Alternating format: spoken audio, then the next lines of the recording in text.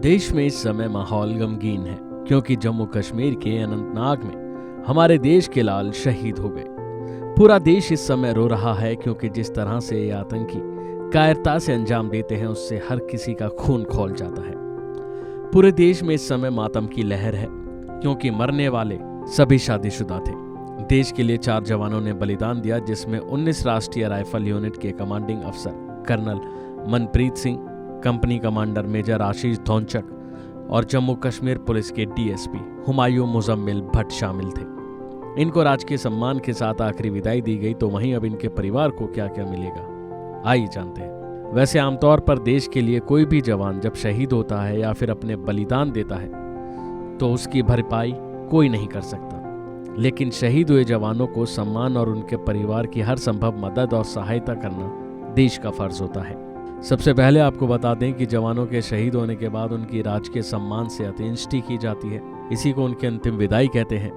सबसे पहले शहीद की बॉडी उनके घर भेजी जाती है और साथ में सेना के जवान भी होते हैं। देश के लिए शहीद हुए जवानों को सम्मान देने के लिए उनका पार्थिव शरीर राष्ट्रध्वज में लपेटा जाता है। इसी दौरान उनके सिर की तरफ केसरिया पट्टी को और पैरों की तरफ हरी पट्टी को रखा जाता है। शहीद के अंतिम संस्कार से पहले तिरंगे को पार्थिव शरीर से उतार लिया जाता है। शहीद जवान के अंतिम संस्कार का समय राष्ट्रीय ध्वज को पूरे सम्मान के साथ लपेटकर शहीद के परिजनों को सौंपा जाता है। झंडे को खास तरीके से लपेटा जाता है, ताकि सबसे ऊपर अशोक चक्र रहे। इसके बाद अंतिम संस्कार के दौरान मिलिट्री बैंड की ओर से शोक संगीत बजाया जाता है और बंदूकों की सलामी दी जाती है। अब आपको बताते हैं कि जो शहीद होते हैं उनके परिवार को क्या क्या मिलता है, जिससे उनके जीवन यापन में मदद मिलती है। उनके परिवार को आर्थिक मदद दी जाती है। परिवार और आश्रितों को पारिवारिक पेंशन और ग्रेच्युटी, मृत सैनिक की समय मिलने वाले अंतिम वेतन और अंतिम रैंक पर तय होती है, जबकि अनुग्रह राशि कार्रवाई में या ड्यूटी के दौरान मारे गए सैनिकों के निकटतम रिश्तेदार को दी जाती है।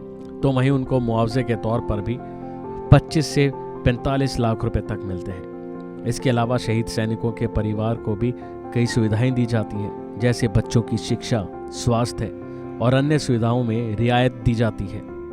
साथ ही शहीद या मिसिंग सैनिकों के बच्चों को पूरी ट्यूशन फीस में छूट दी जाती है। स्कूल बस का खर्च, रेलवे पास भी मिलता है। इतना ही नहीं, बोर्डिंग स्कूल और कॉलेज में पढ़ने वाले बच्चों की हॉस्टल फीस, हर साल 2000 रुपये कॉपी किताब का खर्च, 2000 रुपये तक यूनिफॉर्म खर्च, कपड़ों का 700 रुपये और ECHS में फ्री इलाज भी मिलता है। इसके अलावा और भी सुविधाएं दी जाती हैं जो देश उनको देता है। अभी के लिए फिलहाल इतना ही। बने रहिए वन इंडिया के साथ।